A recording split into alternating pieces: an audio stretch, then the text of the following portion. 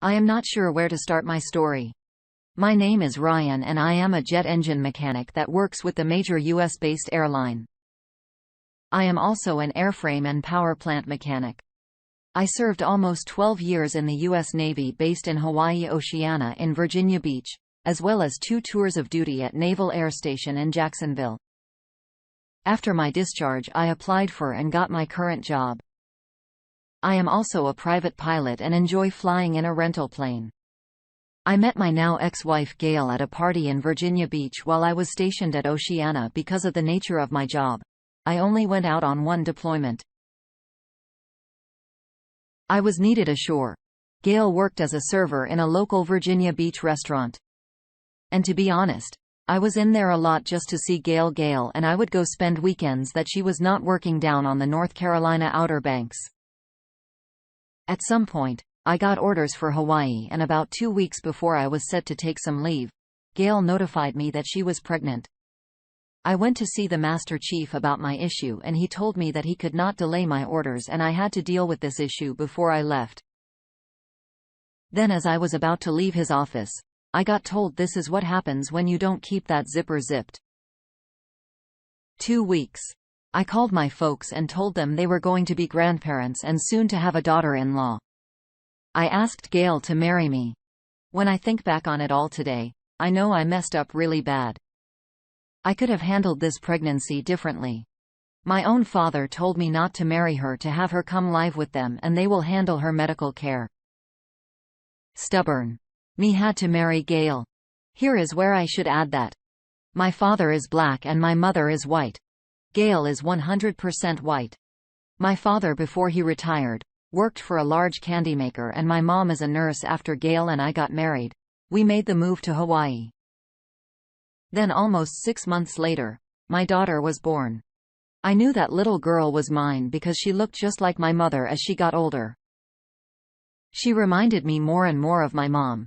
Gail found a job near where I was stationed and we lived a good life until I got orders back to the mainland, to Jacksonville.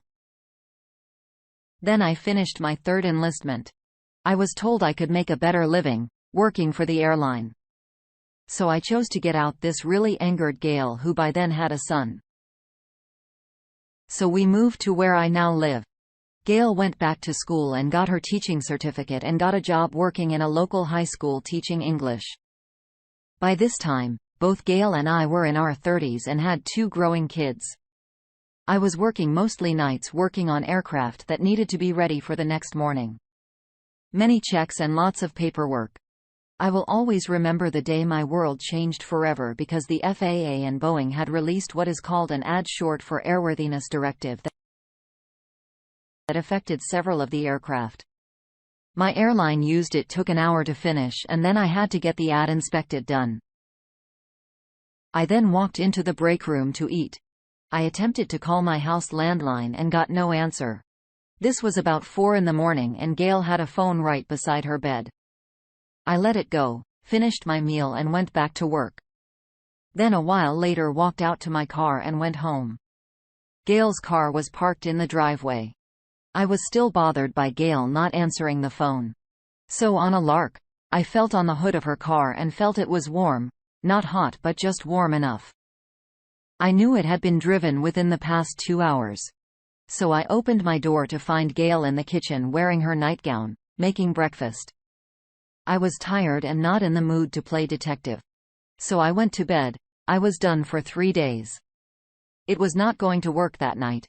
So I got up about 3 hours later and Gail had left for work by then. My daughter was in the 2nd grade by then. And my son was at daycare. I walked outside and seeing one of my neighbors and we spoke for a while about the mess. The city was making curbs on the road edges. This neighbor is retired. But I knew he also got up early to feed his cat and just asked him if he knew what time my wife got home this morning. He said, "Ryan, she pulled up about 45 minutes before you did." I just stood there wondering what the heck. I went back inside and started thinking about what I had discovered that evening before we ate dinner. I asked my daughter if she enjoyed her adventure last night. Gay's face looked as if all the blood drained from it. My son said that he spent the night with Helen, who was one of Gail's friends. Gay did say, "Yes, I forgot to tell you that Mary was not feeling well. So I stayed most of the night with her.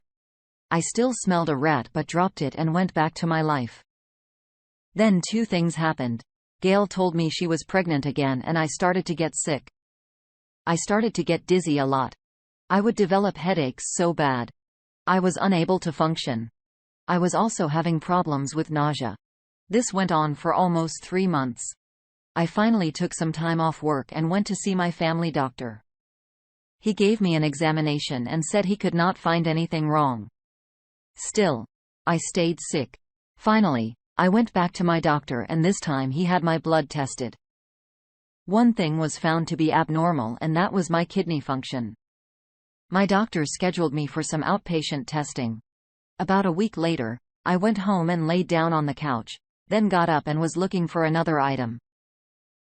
When I discovered one of those bottles you see football players drinking Gatorade out of, I opened the lid and discovered antifreeze.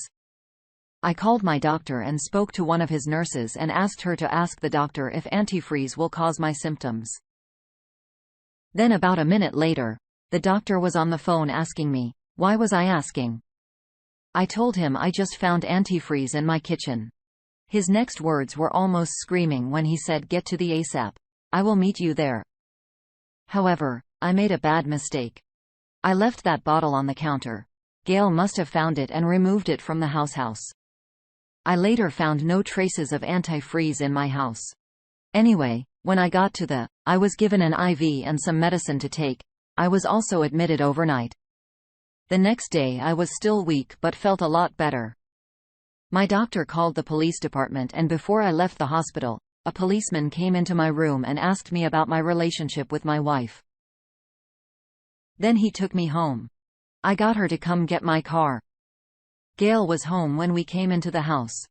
This was when I discovered the bottle was no longer in the house and the large container that had my tea in, it was also missing. Nothing was in the trash. My doctor certified I had ingested antifreeze but there was no trace of it anywhere in or around my house. The cop left. I went upstairs to pack because by this time I knew Gail was trying to kill me because I work for the airline. I was able to fly space available to visit my parents and other family. 2 weeks eating my mom's food and I was 100% better. I told my parents about finding the antifreeze and what the doctor had found. They agreed I needed to see an attorney. I also hired a private investigator and I also paid a police detective to go through my home on his own time to search for signs of antifreeze. He found none. The private investigator on the other hand found Gay with her AP. Gail's AP owns a tune-up shop in the town where we lived. The private investigator called Gail at his home several times. I suspect this is where Gail was that morning when she would not answer the phone. This AP has at least 2 ex-wives that I know of. I have no idea how many kids he has fathered. The private investigator had no problems getting the photos. They were open about everything during our divorce. Gail admitted to the affair. The lieutenant that was over. The detectives told me since they can't find any traces of antifreeze, there was no proof. Gail was attempting to kill me. I then just resigned myself to the fact I was getting a divorce. I filed for a divorce about 2 months after getting out of the hospital. I lost everything when it was all over. All I had was my clothes, some electronics and my car since Gail had a good job.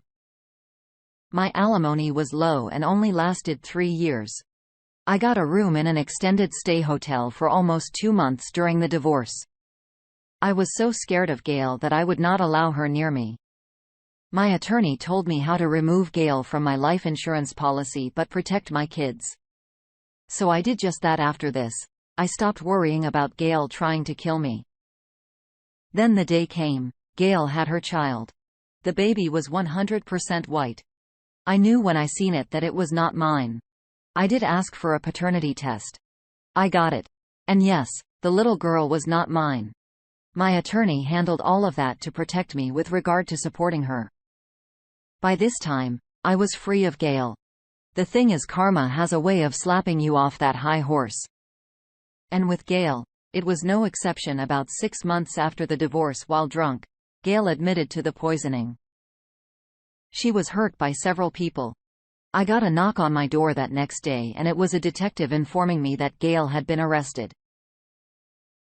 The first thing I did was get my kids in a safe place. Sadly, Gail was good enough to clean up all the evidence.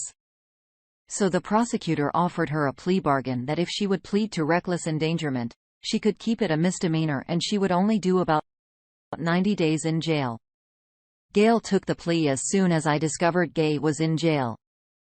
I moved quickly to get all of the facts of that case in front of the same judge that was over our divorce. He agreed to reopen it. Gail was allowed to be present via a closed-circuit feed. The judge granted my request for 100% custody of my kids. And Gail's folks got the baby. When Gail got out, she started to reopen the case to get the kids back. To this day, she still has not stopped trying. She can't see the kids unsupervised and it is messing with her. Gail finally married her AP and had 2 more kids with him. I keep thinking, will Gail attempt the same crap again? As I think about these events, I feel lucky to be alive. My world is my kids. I admit I spoil them, but nowhere near what my parents do. I also was able to get transferred back to my home state where my parents still live. I asked my attorney to make sure it was okay with the court. Gail fought me tooth and nail, but I did win. I am still single. My old friends stay after me to meet girls. But these days, after Gail's actions, I just can't make that commitment. I should add one last thing to my story that will make it complete. Why was Gail attempting to kill me? I spoke to the detective that interviewed her and he said she would not speak to him or sign any confessions. I had a $500,000 life insurance policy. I still think Gay simply wanted the money as well as getting me out of her way because Gail won't talk about it.